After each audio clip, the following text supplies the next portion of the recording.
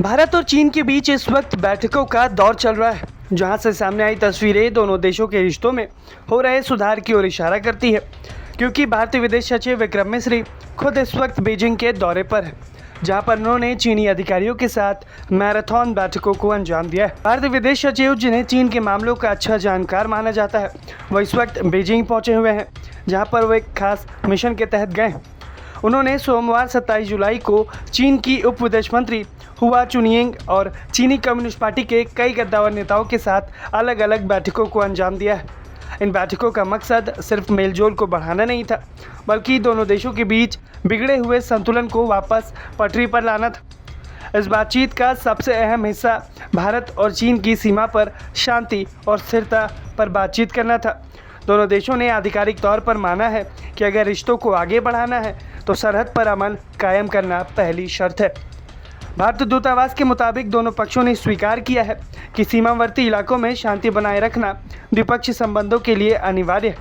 यानी कि भारत और चीन दोनों ही देश चाहते हैं कि दोनों के बॉर्डर पर शांति की स्थिति बनी रहे, तभी दोनों देश विकास की ओर काम कर पाएंगे। इन बड़ी बैठकों में सीमा विवाद के अलावा जिन बातों पर चर्चा हुई वो व्यापार, अर्थव्यवस्था और सांस्कृतिक आदान प्रदान था।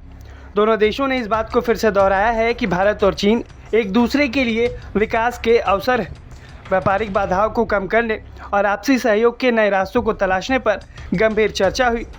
विक्रम मिस्री का ये दौरा इसलिए भी खास माना जा रहा है क्योंकि वो पहले चीन में भारत के राजदूत थे, यानी कि उन्हें चीनी कूटनीति की गहरी समझ है, इसलिए वो भारत की ओर से पक्ष रखने के लिए बेहतर आदमी है।